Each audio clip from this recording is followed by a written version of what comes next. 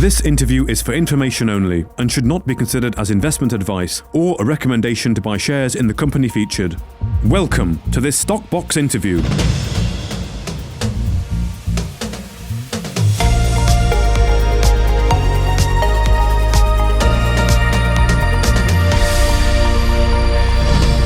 Joining us today is Mark Sale, the CEO of First Class Metals, joining us to start the week off here with a bang with two RNSs this morning from the company. The first of all RNS I want to just talk about, Mark, is if you want to make a bit of a comment on the appointment of Andrew Williamson as the new director. I'm very pleased to welcome Andrew to First Class Metals, Mark. He brings with him a wealth of knowledge from the corporate sphere. He was a nomad, company advisor. Apart from that, he has, or further to that also, he is a well-renowned lawyer in a corporate sense. So yes, very pleased to have Mark on board. But on the other hand, I would also like to thank Danish for his time on the board, and I wish him well in his future ventures. Well, thank you for that, Mark. Of course, the other big news this morning is the news on your Big Four, the exploration update. And I wonder if we can start with North Hemlo. Of course, there are two elements to this project area. The first one being, of course, the nickel and copper project, a joint venture with Palladium One. I wonder if you can just give us a bit of an update on that. Well, as you're aware, Mark, it's 80-20. We have 20% of PESIM 2. Palladium One have the management of it with 80% naturally. They're doing a lot of work on the ground. The field season for groundwork's coming to an end. But certainly from my discussions with Palladium One, they've been very happy with the progress that they've made this field season. And obviously, they are trying to join RJ up to West Pickle Lake. I don't think you have to be a sort of a clairvoyant to work that one out. So I wish them all success with that. Okay. Well, of course, the dead Otter trend, which is in the same area here. This is, of course, the First Class Metals fully owned project. You've got gold occurrences here. And what have you been doing throughout the start of the exploration program here? I know you've had pretty significant values, almost 13.6 grams per ton gold, I think, in some of the samples. Yes, I mean, the 13 grammer followed on from the 19 grammer, which we reported late last year. I think the takeaway points from the dead Otter trend is, A, it's a trend.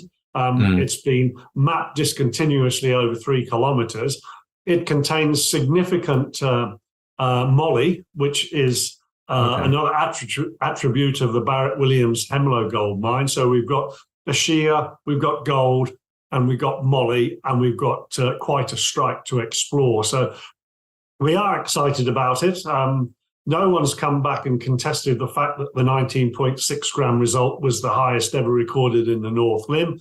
And as I say, that's now been backed up by 13 grammer. And in the north, in the dead Otter area, although we haven't yet verified the 3 grammer, we have had samples with visible gold. In fact, I've panned gold out of some of the crushed rocks. So we know that the gold is there. And 700 meters southeast of the dead Otter showing, we've got other multi-gram samples. So it's an emerging trend zone of potentially high-grade gold mineralization. Okay. Well, I know a big theme that we've been talking about is having all 4 projects at drill-ready status and being active actually on at least one before the end of the year. So what's the status here with getting North Hemlo ready for drills ready status? Well, what's holding us back? Well, maybe I shouldn't put it like that. But what we need is the permit to be approved by the Mines Department. They have it. They've circulated it to the First Nations. There's now a period that everyone gets to look at it without any pressure. And we would hear back from the Mines Department. I'm hoping sometime in November that has been approved with possible caveats. But once we have that for North Hemlo, I'm confident that we could put a drill rig on site where we want to drill a hole ASAP. Essa is under the same permit. Essa is one of the 4 that's sort of lagging behind a bit, shall we say, in as far as this drill ready status. Essa has this 4 kilometer long shear which has been identified through high-res mag, but although there's very little outcrop on the ground, and because there's very little outcrop on the ground, where else would you find outcrop but on the ground? We've had to do soil sampling. And last season, we did over 500 samples along that shear, 400-meter intervals.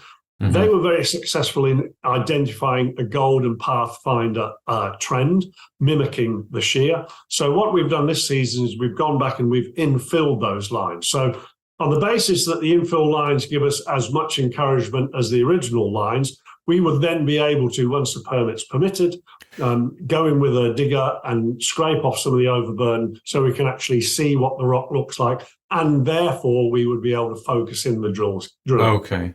So it is drill ready in terms of you have a target, you just obviously need to get the permit to actually get active on the ground there. Yes, Essa will be a big target. As you can imagine, Mark, the shears transects the property 4 kilometres. Excuse me, it doesn't stop each side of 4 kilometres.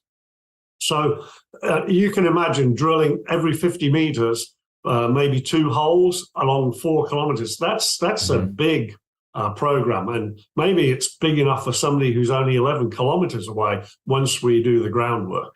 Okay. Well, what is the latest with Essa then? I know you had, you call it a Hemlo style, you say it's possible to have a Hemlo style shear zone, and you were completing an extensive soil sampling program last year. So is this area also ready for drill ready? It will be once we've done a little bit of stripping. I mean, okay. The other big plus about Essa, remember, is the discovery boulder, which was only 0.7 of a gram, but it's a lookalike for a lump of rock from Hemlo. So we're quite buoyant about Essa. As I say, it's trailing slightly on the other 3, but it's still up and coming. Okay, so those projects are almost at that drill ready status there.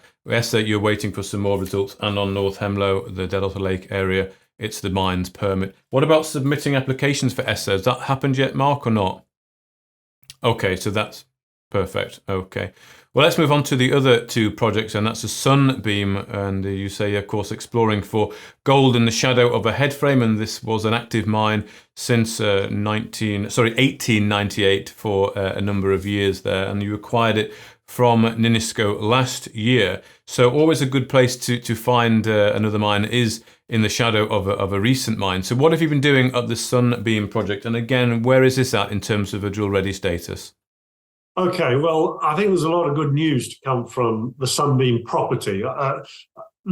There's times a bit of confusion when we talk about Sunbeam. I talk about the Sunbeam property as opposed to sensu stricto, the Sunbeam development on the Sunbeam property. There was 3 developments there. There was the Sunbeam, which is the major one. Then there was also Roy and Pettigrew.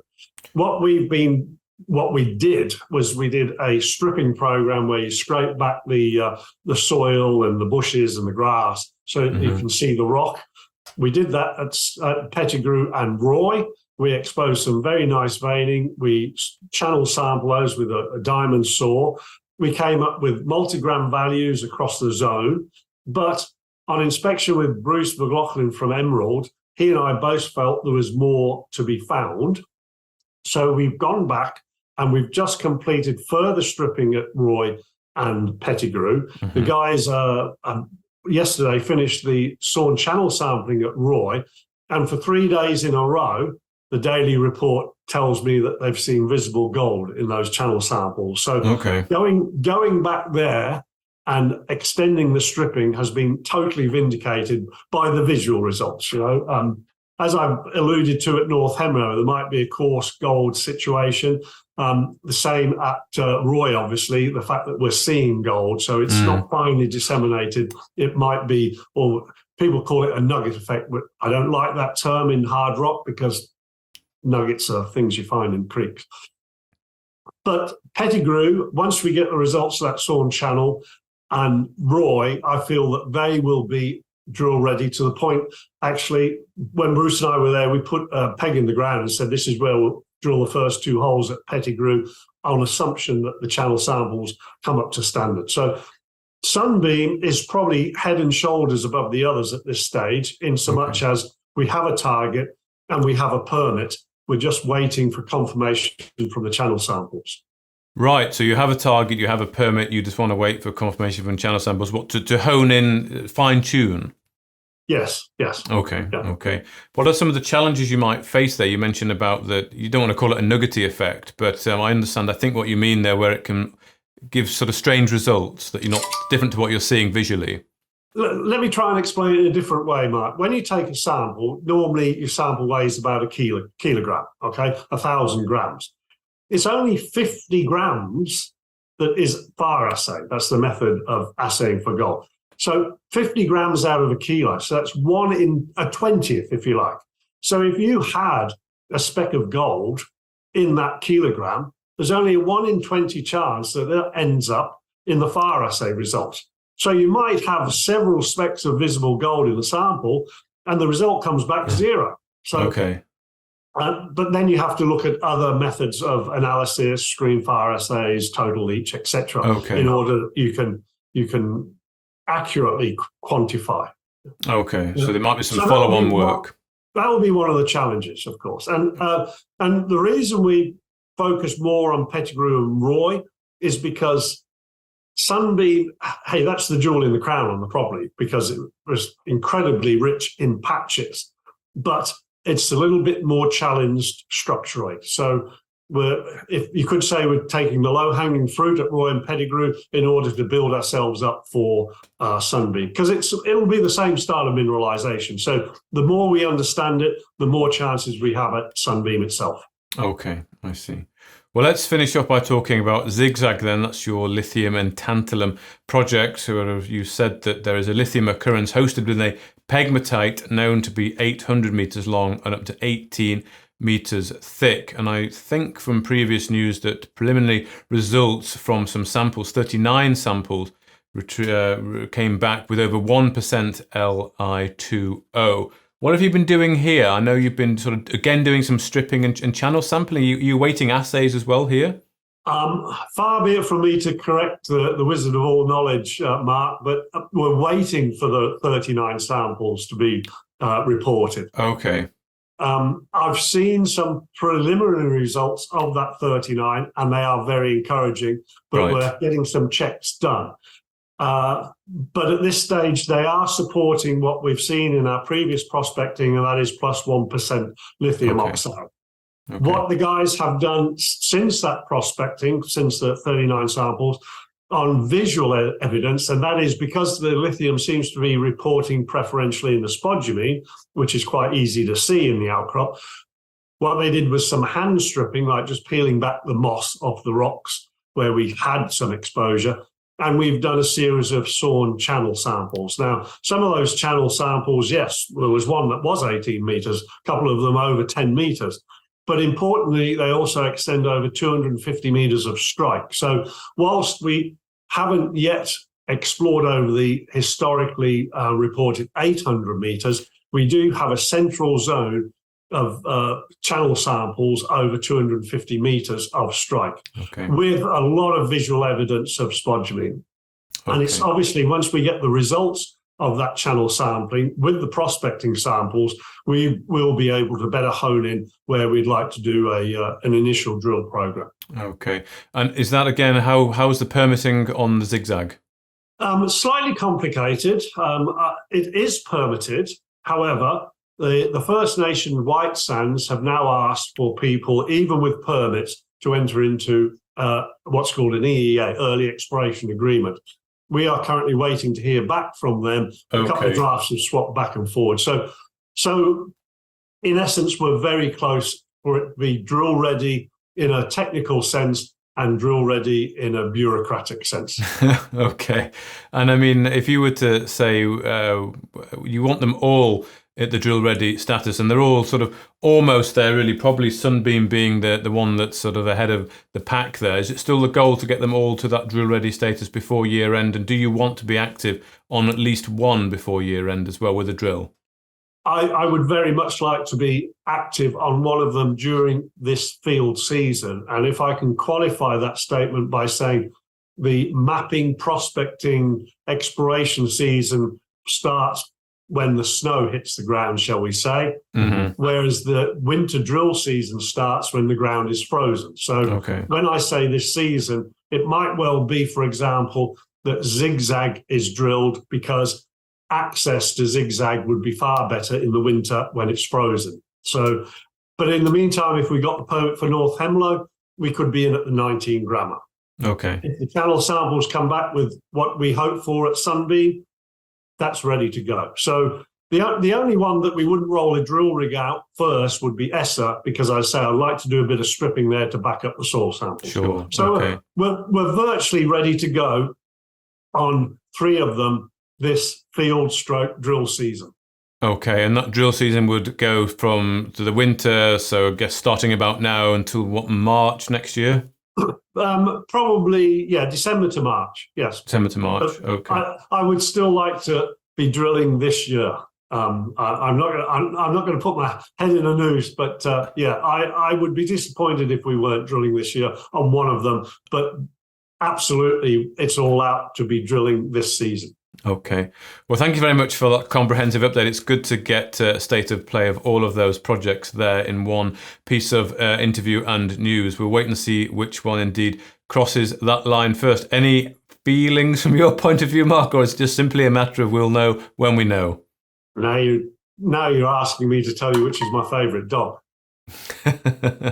Yes, it is a hard one to answer, isn't it? They all have merit, but I think the really critical takeaway point, Mark, is that we said we would bring 4 to drill ready. We're just about there with 4. We're there with 3. We're just about there with 4.